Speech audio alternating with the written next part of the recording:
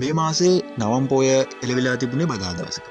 ඉතින් අපි හැමෝම කල්පනා කරා මේ පාර පුරාණ පන්සලට යමු කියලා. Google Map එකේ අපිට මුලින්ම බලද්දී අපිට ලේසිම පාර දෙන හම්බුනේ පිනදුව එක්ස්ප්‍රස් වේ එකෙන්. අපි එන්ට්‍රන්ස් වෙලා එතනින් අපිට එක්සිට් වෙන්න පාරවල් දෙකක් තිබ්බා. එකක් තමයි කුරුඳුගහ හැතැක්ම. කුරුඳුගහ හැතැක්මට වඩා ලේසිම පාරක් තිබ්බේ අපිට වැලි පැන්නෙන් එක්සිට් වෙන එක.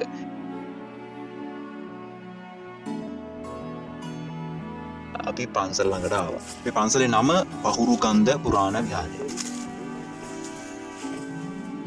මේක ළඟම තව පන්සලක් තියෙනවා. මම හිතන්නේ ගමේ වැඩි කොටසක් යන්නේ මේ පන්සලට. මේ පන්සල ඩක් යනවා හරි අඩුයි. ගමේ මිනිස්සු. මොකද මේක ඇතුලේ හරි දුෂ්කර ගමනක් යන තියෙන. දුෂ්කර කියලා ඒකට එහෙම ලොකුම දුෂ්කරකම් නිකන් නෙමෙයි. යන්න වෙහෙස මහන්සිය වැඩි. කන්දට උඩට යන්න තියෙනවා සෑහෙන්න.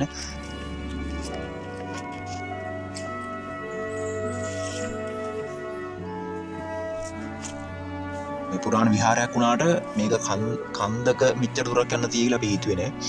ඒ අලුත් අත්දැකීමක් ගන්න නිසා තමයි අපි ඇත්තටම මේ වෙනස් පන්සලක් වල හැමදාම යන්නේ. ඉතින් අපි ටික ටික නැගලා අපිට කටාරම් කොටපු ගල් හම්බුණා. අපිට අත්තටක් වගේ ඉතින් අපිටත් හම්බුණා වෙන මේ විදියට. ඉතින් අපි ටික හරි ප්‍රවේශමෙන්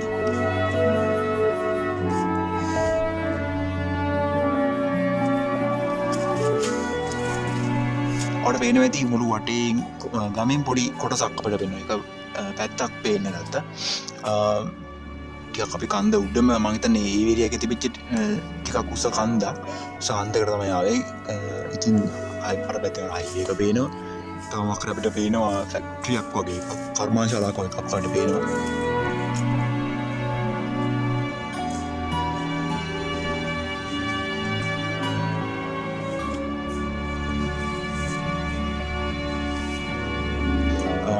මිනිස්සුන්ට නම් අපිට ලොකු ගැටලුවක් තිබුණා. මොකද හරි දුෂ්කර නිසා පන්සල අපි ඒක නිසා ටිකක් ප්‍රවේශමෙන් අපි ගමන ගියා. යනකොට අපිට හම්බුණා මෙන්න මේ වගේ පොඩි පොකුණ.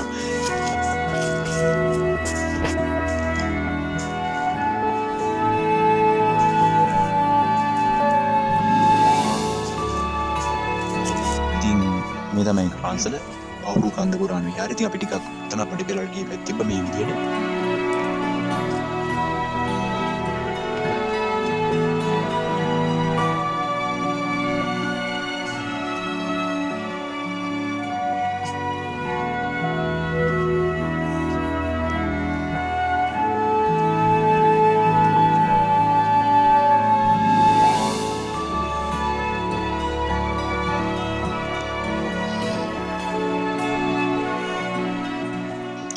පන්සල ගොඩක් දුෂ්කර බව අපිට හොඳටම තේරෙනවා. මොකද ඉස්සරහකට පේනවා ගරාවැල්ල තිබිච්ච පන්සල.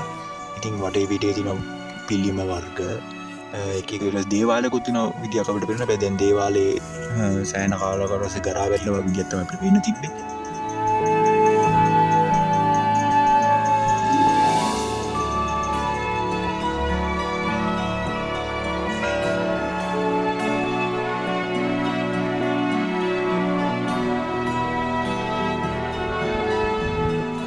ඉතින් සිරිපතලකුත් අපිට පේන තිබ්බා. ඒකත් ගලේම මේව කරපු කාසි වගේ කුදාලා තිබ්බා. ඒකත් මිලා බෑ අපිට යනකොට සෑහෙන දවල් නිසා ඒ ගල උඩට යනත් හරි අමාරුයි. මොකද රස්නේ නිසා ගල. අපි එහෙමටක් ගාලා ඒක බල්ල හැම පල්ලයට ගියා. ඉතින්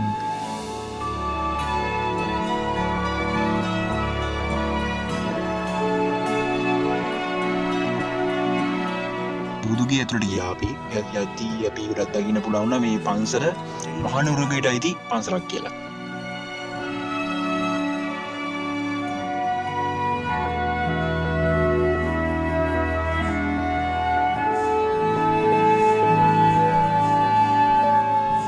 බුදු පිළිම වල තියෙන සිවුරේ රැලි දැක්කට පස්සේ අපිට එකපාරක් කියන්න පුළුවන් වුණා මේක මහනුවරගේ කියලා. ඉතින් මහනුවරගේ චිත්‍රත් එක්ක ඒ පහතරට සම්ප්‍රදායත් එක්කම උසු වෙච්ච පන්සලක් තමයි. ඒක චිත්‍ර ගත්තත් ඒ චිත්‍රවල තියෙන වර්ණ සංයෝජනත් එක්ක බලද්දි මේක ටිකක් පරණයි කියලා අපිට හැඟෙන්න ගත්තා.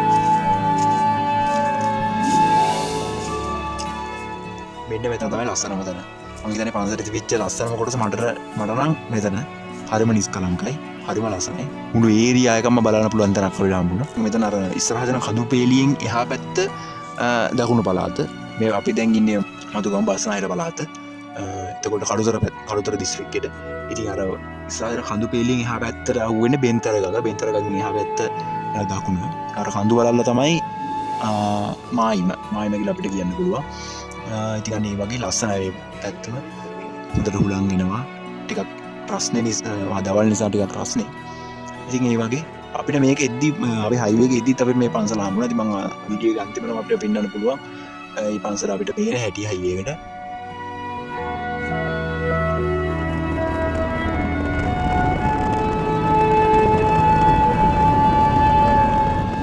ඉතින් ඔන්න තමයි ගමන ඊළඟ පොයේ අවුරුදු පන්සලකින් හම්බෙමු